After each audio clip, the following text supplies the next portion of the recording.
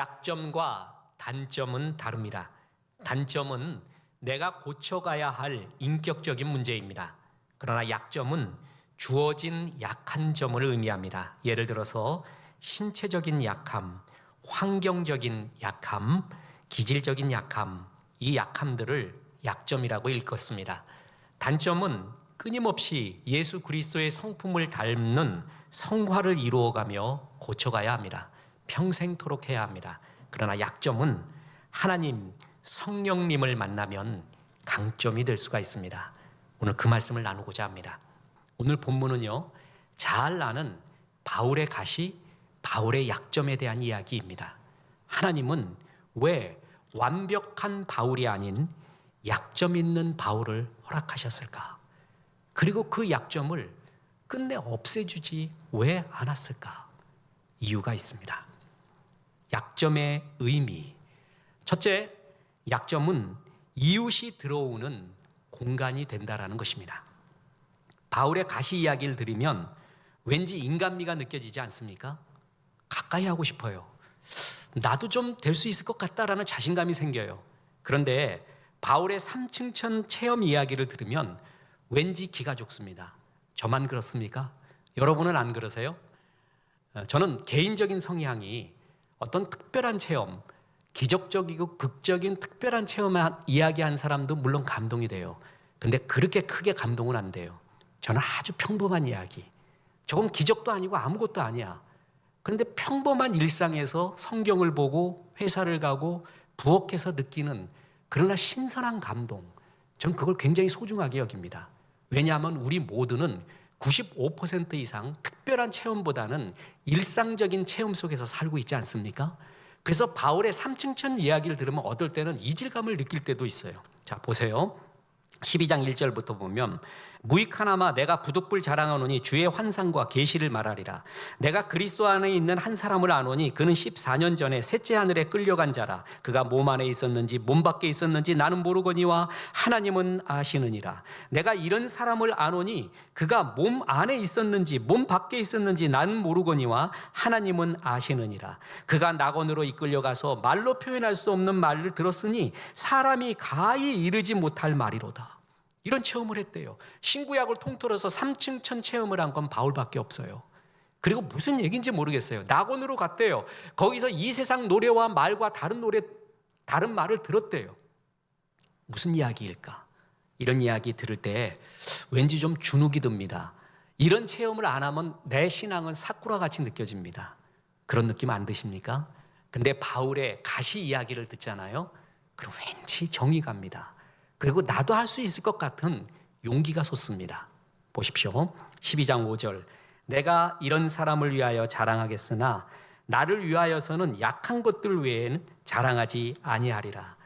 여러 계시받은 것이 지극히 크므로 너무 자만하지 않게 하시려고 내 육체의 가시 곧 사탄의 사자를 주셨으니 이는 나를 쳐서 너무 자만하지 않게 하려 하심이라. 이것이 내게 떠나가기 위하여 내가 3번 주께 간구하였더니 그에게 있는 육체의 가시가 뭔지는 정확하게 모릅니다. 많은 성경학자들이 눈의 안질의 병이 아닌가 추측할 뿐입니다. 정확하게는 모릅니다. 그런데 그 병을 안고요, 주님 도와주십시오. 하나님 은혜 아니면 안 됩니다. 하나님 좀 도와주십시오 하고 있는 그 모습을 보면 꼭 우리의 모습을 보는 것 같지 않습니까? 우리가 그러잖아요. 해결되지 않는 고난, 이해할 수, 해석할 수 없는 약점, 이 모든 걸 안고 그렇게 하나님 앞에 기도하고 있잖아요. 이 모습이 바울의 모습 아닙니까? 약점을 끌어안고 기도하고 있는 모습. 이런 걸 보면 왠지 정이 가요. 우리에게 있는 약점 말입니다. 그건 이웃이 들어올 수 있는 호감과 공감의 공간일 수가 있다라는 것입니다. 인생을 살아가면서 가장 중요한 것 중에 하나는 자기의 약점을 어떻게 강점으로 바꾸어 갈 수 있느냐 하는 것이다. 그러면서 블레인 스미스는 사람들의 약점이 가져올 수 있는 9가지의 유익에 대해서 말합니다. 발견해 보니까 첫째, 사람들은 약자를 응원한다는 거예요. 약자가 좋다는 거예요. 둘째로, 사람들은 강자에게보다 약자에게 더 이끌림을 받고 있다. 호감형이 된다는 거예요. 보세요. 빨간 머리 앤이라고 아시죠? 그녀의 머리카락이 태양을 닮은 황금빛 빛깔로 휘황찬란하게 빛나고 있다면 사랑을 받을 수 있었을까요? 빈센트 반 고호가 억만장자였다면, 악성 베이토벤이 귀가 남들보다 훨씬 더 잘 들렸다면 우리는 그들을 지금 이만큼 애틋하게 사랑할 수 있었을까요? 약점이 있음에도 불구하고, 영원한 결핍에도 불구하고 온 생을 몸으로 끌어안았잖아요. 그래서 사람들이 좋아하는 거예요. 그렇게 약점은 이끌림을 받을 수 있는 호감형으로 변할 수 있다는 거예요. 셋째로, 약자의 성공을 사람들은 더 높이 평가해 준다는 것입니다. 그래서 약자가 성공하잖아요. 그러면 그럼에도 불구하고, 무엇에도 불구하고, 이러이러한 환경에도 불구하고 똑같은 일을 했는데도 그의 약함을 알기 때문에 사람들은 그의 성공을 더 높이 평가해 준다는 것입니다. 또한 넷째로, 성취에 대한 더 강력한 동기부여가 있다는 거예요. 흐물흐물하게 살지 않는다는 거예요. 약점이 있기 때문에 그 약점을 극복하기 위해 동기부여가 더 강해진다는 것입니다. 뿐만 아닙니다. 다섯째로, 약점을 개선하는 과정에서 약점이 마침내 강점이 되는 인간 변화, 인간 승리의 기쁨을 맛볼 수가 있다는 것입니다. 이거를 극복해낼 때 말입니다. 미국의 유명한 설교가 중에 제임스 케네디 목사님이 있습니다. 이분의 전도 폭발을 창안한 분이에요. 우리 교회도 앞으로 성도님들의 개인적인 능력과 경건의 능력과 은혜를 위해 전도 폭발도 굉장히 중요한, 예전에 했었는데 말이에요. 다시 시작하는 것도 굉장히 중요하다. 교회에서만 유치할 수 있으면 성도님들이 전도에 대한 훈련 되게 중요하거든요. 그 전도 훈련 중에 굉장히 효과가 많았고 지금 현대에 많이 먹힌다라는 것이 전도 폭발 아닙니까? 그 전도 폭발을 만든 분이 제임스 케네디 목사님이에요. 근데 이 전도 폭발을 만든 것도 훌륭하지만 그의 설교가 사람들이 되게 좋아해요. 이유가 있습니다. 되게 쉬워요. 영어가 되게 쉽고요. 발음이 너무 정확해요. 그러니까 어떤 사람도 들을 수 있었어요. 제가 미국에서 공부할 때 지도교수 다니엘 블락이 굉장히 발음이 정확하고 중학교 영어를 써주고 그렇게 해줬어요. 그래서 국제 학생들이 되게 좋아했어요. 그냥 막 연음을 하고 막 자기 마음대로 말하지 않고 배려를 해주면서 이런 발음을 했거든요. 근데 이 제임스 케네디 목사님이 그랬다는 거예요. 근데 이런 설교의 특징이 될 수 있었던 이유가 있어요. 그분이 원래 말더듬이었다고 합니다. 그래서 그 말더듬이의 약점을 극복하기 위하여 구슬을 입에다 놓고 발음 연습하고 천천히 하고 또박또박하고 쉬운 영어 쓰고 이런 식으로 훈련을 해왔어요. 그것이 그의 설교의 스타일이 되고 그것이 많은 사람에게 감동을 줘요. 약점은 약점으로 머물러 있지 않고 강점이 될 수가 있습니다. 약점의 유익 여섯 번째로, 모든 사람으로부터, 다른 사람으로부터 더 존경을 받게 됩니다. 약자가 성공했을 때 더 많은 박수를 받는다는 거죠. 뿐만 아닙니다. 일곱 번째로, 커다란 변화의 경험이 가능하다. 약점이 있잖아요. 그럼 약점 극복하기 위한 노력들이 내 삶의 터닝 포인트들을 많이 만들어 간다는 거예요. 이런 유익이 있다. 여덟 번째로, 다른 약자들을 많이 돕게 된다는 겁니다. 이거 참 중요한 사실입니다. 약점을 극복했을 때 자기와 비슷한 약점의 아픔을 갖고 있는 사람에게 힘을 줘야지 하는 생각이 거의 90% 이상 나옵니다. 그래서 이 약점 극복한 사람은 거의 그런 사람을 돕는 사람이 돼요. 헨리 나우엔이 말했듯이 상처 입은 치유자가 돼요.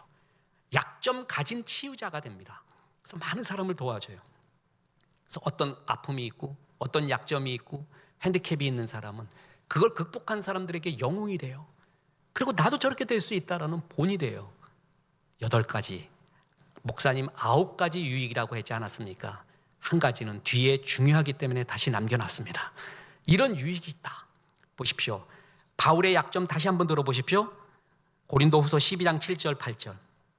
여러 계시를 받은 것이 지극히 크므로 너무 자만하지 않게 하시려고 내 육체의 가시 곧 사탄의 사자를 주셨으니 이는 나를 쳐서 너무 자만하지 않게 하려 하심이라.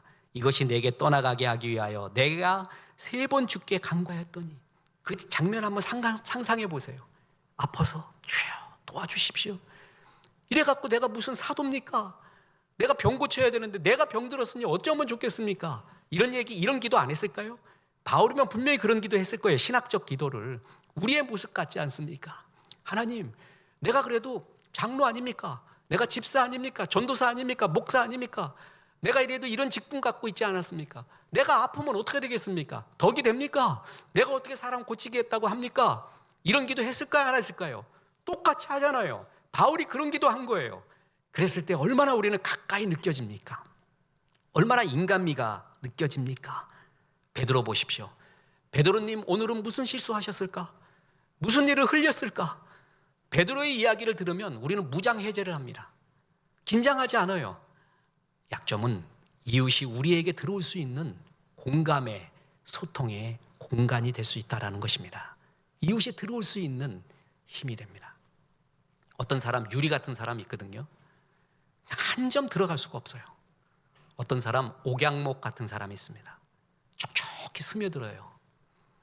제가 군대 다닐 때 육군 병장 전역한 사람입니다. 이제 병장 때 성탄절 가까웠을 때 차를 들고 초소 다니고요. 또 장교들, 사병들 찾아다니면서 크리스마스 차 선물을 이렇게 했습니다. 사단장님 숙소로 가는데 발이 안 떨어져요. 여러분 군대에서 사단장이면 그 권위가 어떻게 되는 줄 아십니까? 투스타. 들어가 보세요. 그 뒤에 딱 사단장님이 앉아 있는데 뒤에 칼이 있어요. 칼. 장군도라고 알아요? 실수하면 저걸로 죽을 것 같아서 느낌에 그 정도의 권위로 딱 앉아 계신 거예요. 할 말이 없어. 내가 지금 전도하러 왔는데 차 주면서 성탄절 메리 크리스마스 하러 왔는데 우리 신우회하고 뭐 어떻게 말이 안 떨어지는 거예요. 사모님도 있는데 두 분 다 빈틈이 없어요. 무슨 말부터 해야 되는가? 커피 맛있습니까? 부터 해야 되는가? 예수 믿으세요라고 얘기해야 되는가? 할 말이 안 떨어져요. 사모님이 일어나다가 치마에 걸려가지고 이렇게 딱 넘어지려고 하면서 그냥 하신 말씀이 있어요. 아이고 어머니 그랬는가? 이거 거시기 그랬던가? 굉장히 짙은 사투리를 말하면서 급한 말을 하셨어요. 그때부터 말이 튀기 시작합니다. 그때부터 자연스러워졌어요. 그때부터 인간미가 느껴졌어요. 대화가 시작이 됐어요. 유리 같았던 관계가 옥양목이 되던 관계였습니다. 나의 약한 점 말해요. 약점 다 나쁜 거 아닙니다. 이웃이 나보고 뭘 보고 좋아하는 줄 아세요? 나의 약점이에요. 강점 보면 시기합니다. 질투하고 자꾸 적을 만들려고 해요. 자꾸 깎아내리고 싶어요. 우리의 죄성이 말이에요. 약점 보잖아요. 그렇게 인간미 느껴요. 약점은 꼭 나쁜 것이 아니라 이웃이 들어올 수 있는 공간입니다. 약점은 또 하나의 유익이 있는데 두 번째 결론이자 제일 중요한 겁니다. 하나님의 능력이 머무는 공간이 됩니다. 아까 블레인 스미스, 약점이 가져올 수 있는 9가지 유익 중에 한 가지가 남았다 그랬죠? 9번째가 바로 이겁니다. 블레인 스미스도 이게 제일 중요하다고 합니다. 약점이 있는 사람은 하나님의 은혜를 깊이 경험할 수 있다는 것입니다. 약점 때문에 엎드리고 기도하게 되고 약점 속에서 하나님의 은혜를 더욱더 깊이 체험할 수 있다는 것이죠. 다시 보십시오. 12장 7절부터 여러 계시받은 것이 지극히 크므로 너무 자만하지 않게 하시려고 내 육체의 가시 곧 사탄의 사자를 주셨으니 이는 나를 쳐서 너무 자만하지 않게 하려 하심이라. 이것이 내게 떠나가기 위하여 내가 3번 주께 간구하였더니 나에게 이르시기를 내 은혜가 내게 족하도다. 이는 내 능력이 약한 데서 온전하여 짐이라 하신지라. 그러므로 도리어 크게 기뻐함으로 나의 여러 약한 것들에 대하여 자랑하리니 이는 그리스도의 능력이 내게 머물게 하려 함이라. 너무 자만하지 않게 하시려고 그리스도의 능력이 내게 머물게 하려 함이라. 약한 점, 약점은요 나에게 교만을 막아줍니다. 그리고 그리스도의 능력이 내게 머물게 하는 공간이라는 거예요. 설교 때 수없이 말했습니다. 복은요 지나가면 안 돼요. 복은 머물러야 돼요. 그리고 하나님이 주신 복은 영원의 복으로 이어져야 돼요. 복은 지나가면 그냥 그랬어 썼다라는 추억의 이야기예요. 복은 머물러 있어야 돼요. 머물러만 있으면 썩어지게 됩니다. 그런데 그 복은, 현실의 복은 영원의 복으로 이어져야 돼요. 그게 참된 복이 되거든요. 그 그리스도의 복이, 능력이 내게 머무는 방법, 그게 뭐라고요? 바로 약한 점을 통한 겸손이라는 것입니다. 겸손하면 머물러요. 근데 제일 힘든 게 뭐냐면 이 세상에서 제일 힘든 게 겸손이에요. 배울 수가 없어요.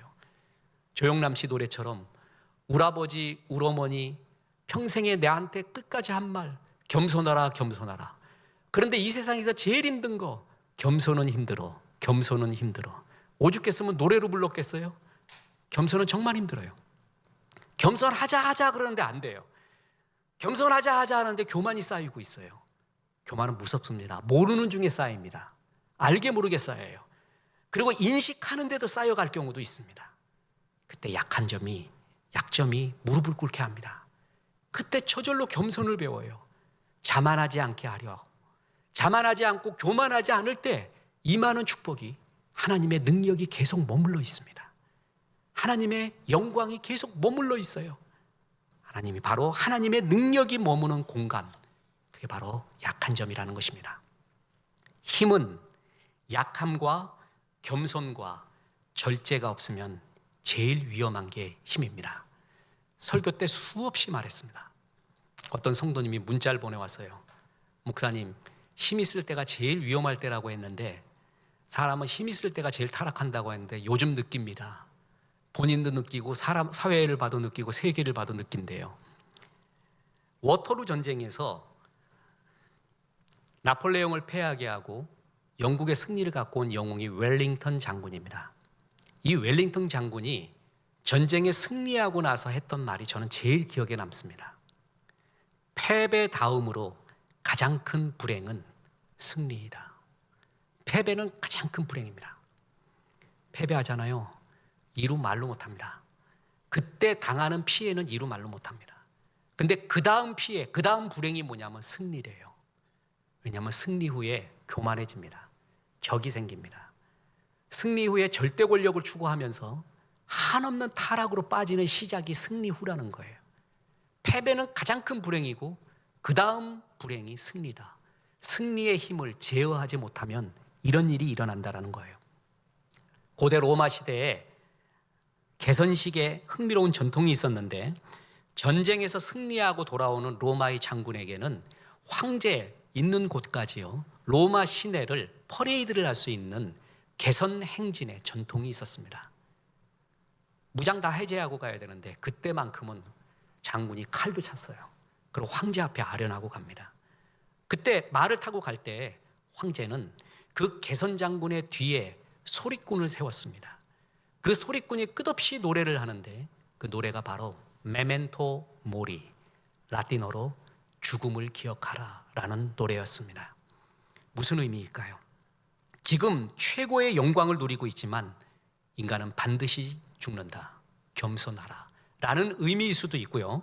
지금은 승리해서 이런 영광이 임하고 있지만 네가 패배했을 경우는 이 환성이 죽음의 환성이 될 수도 있다.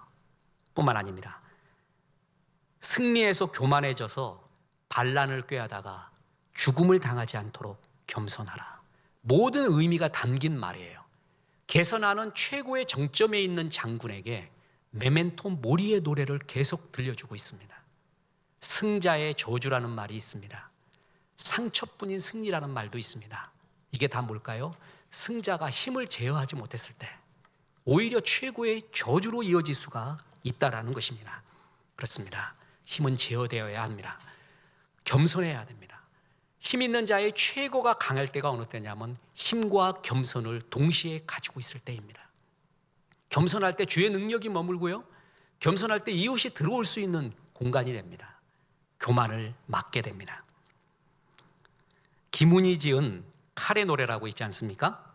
성웅 이순신이 아닌 인간 고뇌하는 이순신에 대한 이야기를 그린 것입니다. 문학가들은 이런 거를 좋아해요. 거기에 보면 이런 구절이 나옵니다. 견내량에서 이겼을 때부터 나는 장계의 적병의 숫자를 적지 않았다. 그날 견내량 싸움을 끝내고 한상 통제용으로 돌아와 장계를 쓸 때 나는 그 숫자가 어느 날 나를 죽이게 되리라는 예감에 몸을 떨었다. 전쟁에서 승리하잖아요. 그러면 적군을 몇 명을 죽였는지 그거를 장계로 올립니다. 그게 인사고과의 방영이 되죠. 이순신이 명나라 파송 장군과 친하게 지낼 수 있었던 이유가 다 자기가 죽여놓고 명나라 장군이 죽였다고, 야 네가 써라, 네가 다 죽였다고 해라, 이렇게 말할 정도였습니다. 참 지략가였죠. 근데 저 숫자가 곧 나를 죽이는 숫자가 될 수 있다. 그는 그걸 알았습니다. 힘이 무서운 거라는 걸 알았어요. 임진왜란 당시 조종 신료들이 파천 도중에 백성들이 자신들에게 얼마나 적의를 품었는가를 알 수 있었습니다. 임금의 가마에 돌이 날아드는가 하면 의주, 이제 파천하는 그 행성지인 의주에 도착하기 전에 머물렀던 곳이 평안도 숙천이었는데 거기에 어떤 한 백성이 임금이 어디로 도망간다라는 걸 일부러 벽에다 써놨어요. 왜군 보고 보라고 말입니다. 뿐만 아닙니다. 함경도에서는 왕자 임해군과 순화군이 아전인 국경인에 의해서 사로잡혀서 일본군에 넘겨집니다. 왜군의 적군보다 내부의 적, 불신이 임진왜란 때는 제일 무서웠던 것이었습니다. 이런 상황 속에서 이순신은 연전연승했습니다. 바다의 이순신, 지상에 권율이 있었습니다. 권율 휘하에 있었던 군사들은 그렇게 많지 않았어요. 의병들이 많았어요. 근데 정예군, 최고의 지략, 최고의 훈련을 받은 군사들은 이순신에게 다 모여 있었습니다. 연전연승합니다. 온 백성에 주목받고 있습니다. 이것은 바로 심한 견제로 이어졌습니다. 조정은 이순신을 잠재적 반역자로 의심합니다. 그런데 왜군을 물리치기 위해서는 이순신을 의지할 수밖에 없는 상황이었어요. 그래서 이 소설가 김훈은 이런 구절을 썼습니다. 그러므로 나를 살려준 것은 결국 적이었다. 적 때문에 이순신이 살고 있어요. 적이 없으면 난 죽을 수도 있다. 이것이 소설가의 상상이 아닙니다. 모든 사학자들이 다 이렇게 동의하는 바고요. 조선왕조 실록에 이런 게 나옵니다. 적을 물리치고 나라를 회복한 공로는 모두 성상께서 지성으로 사대하시어 중국 조정에서 곡진하게 구제해 준 결과일 뿐입니다. 우리나라 장졸에 있어서는 실제로 적을 물리친 공로가 없습니다. 임금께서 명나라하고 잘 화친해서 군사를 이끌어와서 이긴 거지 우리나라 장군 장졸 중에서는 뛰어난 사람이 없었습니다. 이렇게 말할 정도였어요. 그러니까 심한 견제를 받은 거였죠. 그래서 이순신의 죽음에는 세 가지 설이 있습니다. 제일 많이 우리가 아는 게 전사설, 그게 노량해전에서 죽은 거죠. 또 하나가 은둔설, 죽지 않고 16년을 더 살았다는 거예요. 서울대학교 남천우 교수 등이 주장하는 겁니다. 세 번째가 자살설, 노량해전에서 스스로 죽거나 적군에 의해서 자살해버렸다. 근데 소설가는 세 번째를 받아들인 거죠. 일부러 죽은 거래요. 그래야 살 수 있는 거래요. 힘 있는 자는요, 죽어야 삽니다. 목사님, 다 죽으란 얘기입니까? 이 얘기가 아니죠. 자연사하면 괜찮아요. 그런데 지금 힘 있는 사람이 죽는 법이 있어요. 죽어야 영웅이에요. 죽어야 진짜가 되거든요. 죽는 법이 있어요. 그게 바로 겸손이에요. 겸손이 힘을 죽이는 거예요. 겸손하지 않으면 다 싫어합니다. 견제받게 돼요. 그래서 겸손이 죽는 법이거든요. 내가 죽는 법이에요. 하나님은 바울, 그에게 겸손을 가르쳐줘요. 죽는 법을 가르쳐요. 그래서 진짜 사는 법을 가르친다는 거예요. 바울의 힘을 한번 보십시오. 그는 세상적으로도 영적으로도 힘과 교만할 수 있는 모든 여건을 다 가졌습니다. 육적으로, 세상적으로 보세요. 가말리엘의 문화생이에요. 최고의 학력을 가지고 있었어요. 바리새파 중에 바리새파요. 베냐민 지파, 최고의 지파였어요. 강한 의지력이 있어요. 몇 대를 때리건 갑니다. 나를 위해 죽이고자 결사대가 조직했는데도 상관없습니다. 그 돌파력, 강한 의지력, 처자식도 없어요. 돌파력 끝내줘요. 나 죽여라, 난 간다. 최고의 세상적 영웅이 될 수 있죠. 영적으로 보세요. 신약 성경의 반 이상을 씁니다. 3층천 체험을 합니다. 영적인 교만은 더 무서운 교만입니다. 영적으로도 교만할 수 있는 충분한 여건, 힘을 가지고 있었어요. 그런데도 그가 타락하지 않고 하나님 앞에 충성스러운 삶을 살 수 있었던 이유 중에 하나가 그의 약점, 약함 때문입니다. 그래서 그때 매달린 거예요. 주님 도와주십시오. 나도 저 사람과 똑같습니다. 저 사람과 똑같습니다. 주님, 내 가식 해결해 주십시오라고 기도하는 그 약함 속에 그는 자만하지 않게 되었고 하나님의 능력이 그 삶에 머무를 수가 있었습니다. 바울은 두 가지의 약점이 있었습니다. 하나는 육체의 가시, 하나는 사도권이라는 것입니다. 육체의 가시가 오늘 본 얘기고요. 사도권이라는 게 뭐냐면 바울을 우리가 부를 때 뭐라고 불러요? 사도 바울, 바울 사도라고 부르지 않습니까? 묻습니다. 누가 바울을 사도라고 불렀습니까? 성경에서 누가 불렀어요? 자기예요. 자기가 부른 거예요. 그래서 만세전부터 택함을 입은 나 바울은, 하나님 안에서 사도된 나 바울은, 바울 사도, 자기가 부른 거예요. 베드로님이 불러준 게 아니에요. 요한이 불러준 것도 아니고 다른 사람이 부른 것도 아니고 내가 불렀어요. 그랬을 때 사람들이 말합니다. 추측입니다. 베드로님이 만약에 이런 얘기를 했다고 쳐봅시다. 바울, 그대 예수님하고 짜장면을 같이 먹어봤나? 스파게티를 먹어봤나? 칼국수를 같이 먹어봤나? 그때 예수님 얼굴 한번 봤나? 갈릴리 바닷가를 한번 같이 거닐어 봤는가?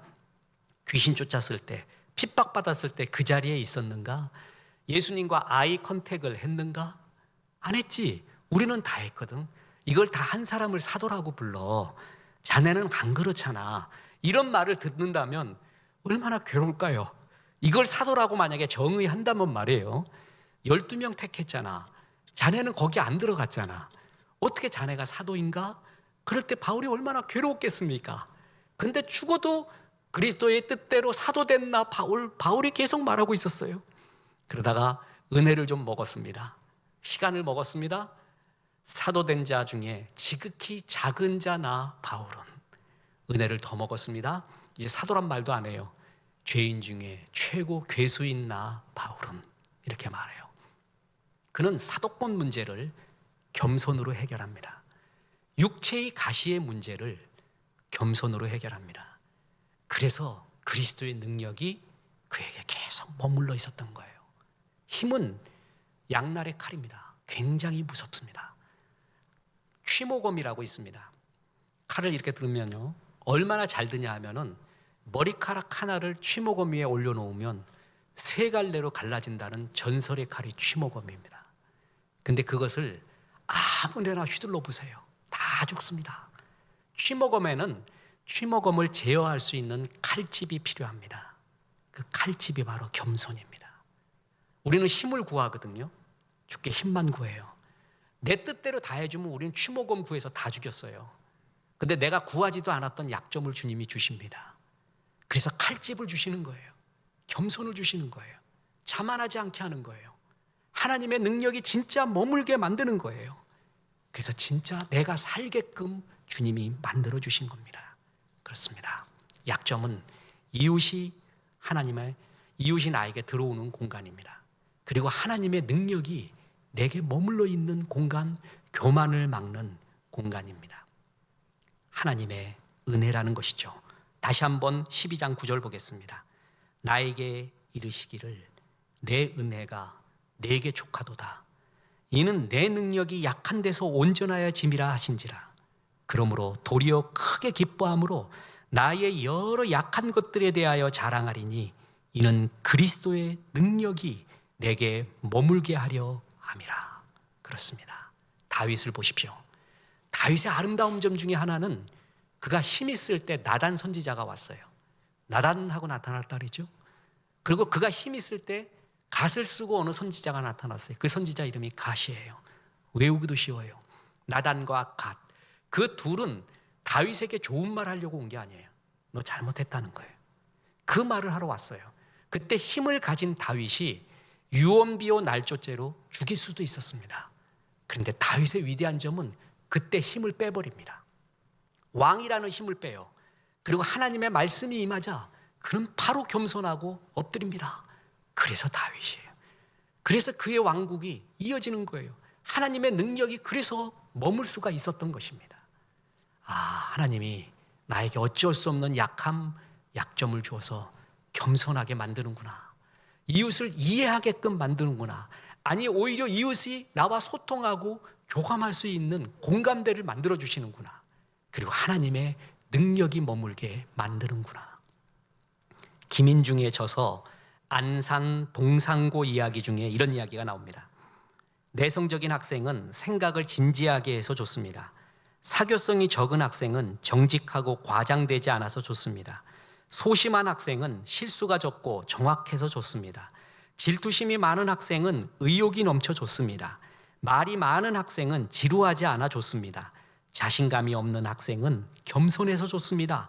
직선적인 학생은 속정이 깊어 좋습니다. 한 선생님이 아이들의 속성을 보고 나쁜 점인 줄 알았더니 이런 좋은 점이 있더라. 역시 이게 참 선생이 아니에요? 내성적인 사람, 외향적인 사람, 직선적인 사람, 곡선적인 사람, 빠른 사람, 느린 사람, 전부 하나님의 걸작품이라는 겁니다. 약점 같아 보이는 것이 하나님의 은혜를 만나면, 성령님을 만나면 강점으로 변해갑니다. 약점은 겸손을 배우는 자리고, 이웃이 내게 들어올 수 있는 공감의 자리이고, 무엇보다 하나님의 능력이 머무는 자리입니다. 장미는 빨간 송이, 기적 같은 우주 같은 장미의 그 꽃송이뿐만이 아니라 가시까지 포함할 때 장미라고 합니다. 약점은 존재의 치부가 아니라 내 존재의 어엿한 일부입니다. 이웃에게 호감을 주는 것은 그의 장점 때문만은 아닙니다. 그의 약점이 인간미를 느끼게 하고 진짜 가까이 할 수 있는 존재로 만들어줍니다. 모세는 입이 뻣뻣하고 둔하여서 아론과 동역할 수 있었습니다. 바울 사도는 육신의 가시가 있었기 때문에 더 겸손하며 주님만 의지하고 그 결과 그의 약점은 하나님의 능력이 머무는 공간이 되었다는 것입니다. 약점이 나의 부정적인 자아와 만나면 비참해집니다. 그러나 약점이 하나님의 은혜와 만나면 나만의 독특한 나만의 스토리가 만들어집니다. 다시 이 말씀을 보고 마칠까 합니다. 고린도후서 12장 10절, 그러므로 내가 그리스도를 위하여 약한 것들과 능력과 궁핍과 핍박과 곤란을 기뻐하노니 이는 내가 약할 그때에 곧 강함이니라. 주님 도와주시옵소서. 내가 이렇게 약한 존재입니다. 그때가 주님이 보시기에 제일 강한 존재라는 것입니다. 약점 통해 이웃과 더 소통하시고요, 더 겸손하시고 하나님의 능력이 머무는 귀한 종들 되시기를 주 예수의 이름으로 축원합니다.